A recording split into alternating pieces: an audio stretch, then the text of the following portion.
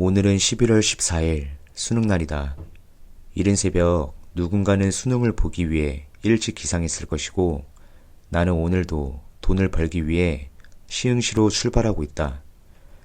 불과 9년 전까지만 해도 수능을 봤던 입장이었는데 눈을 감았다 뜨니 28살이 되어 있었다.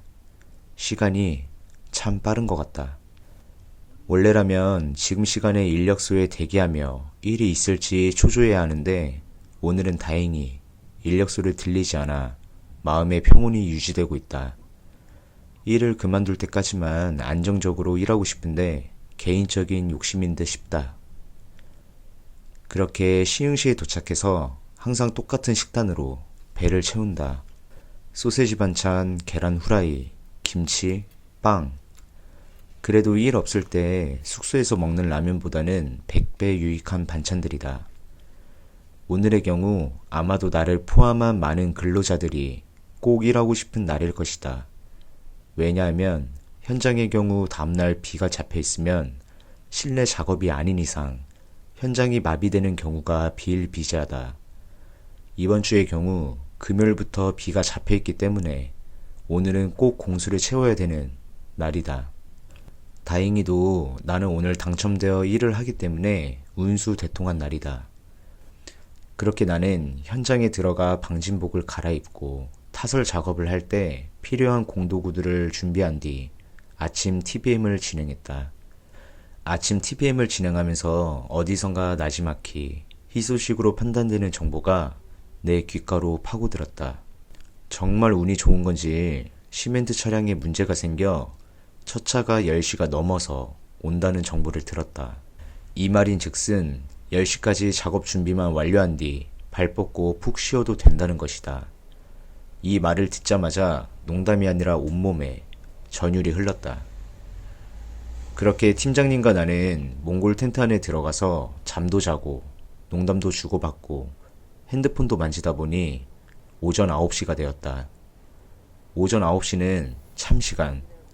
음료수와 간식을 먹으며 더 열정적으로 쉬었다. 누구보다도 최선을 다해 쉬었으며 마음속으로는 신에게 감사의 인사를 드렸다. 사실 이때까지만 해도 나중에 들이닥칠 변수는 예상조차 못했다. 꿀같은 시간이 지나고 오전 10시가 넘어서야 첫 번째 시멘트 차량이 도착해서 작업 구간으로 이동했다. 오늘의 작업 구간. 넓이도 별로 되지 않으며 마음만 먹으면 금방 끝낼 수 있는 작업량이다. 우리는 차근차근 서두르지 않고 작업을 진행했다. 다행히 팀장님의 작업 성격이 서두르는 성격이 아니셔서 꼼꼼히 작업할 수 있었다. 게다가 시멘트 차량도 원활하게 진입하다 보니 정말 이대로라면 3시 퇴근이 가능하지 않을까 조심스럽게 생각했다. 그렇게 작업 구간을 완료하고 오후 1시가 돼서야 점심을 먹었다. 일찍 끝날 생각을 하니 맛이 배가 되었다. 항상 이렇게 작업한다면 꿈같은 직업, 공무원마저도 부럽지 않을 것이다. 식사를 마치고 오후 1시 30분, 이때서야 점점 쓰나미가 오고 있었다.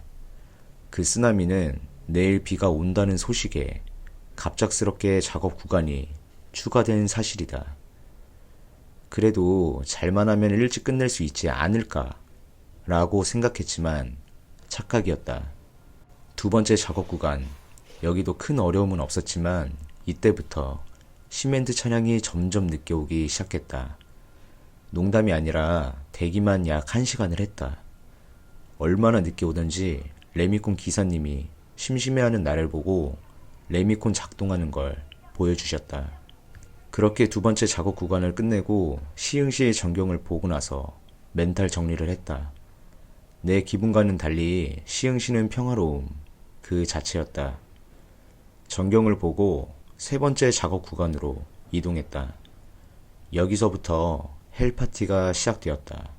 작업 구간이 좁아 모다리를 끌기에도 불편하고 전 작업자들이 작업 준비를 해둔 것이 없어 우리들이 손수 준비까지 하였다. 그래도 마지막이라 파이팅하며 작업 준비부터 시멘트 작업까지 완료하였다. 작업 구간마다 영상을 찍고 싶었는데 마지막에 불나게 작업하다 보니 영상을 남기지는 못했다. 작업을 끝낸 뒤 밖에 나와 보니 시간은 7시가 되었다. 숙소가 가까우면 상관이 없지만 숙소가 서울이라 차가 막히는 것까지 계산하면 웃음밖에 안 나온다. 그래도 일 못하는 상황보다는 돈이라도 벌었으니 다행이라 생각하며 오늘의 일기장을 끝내려 한다.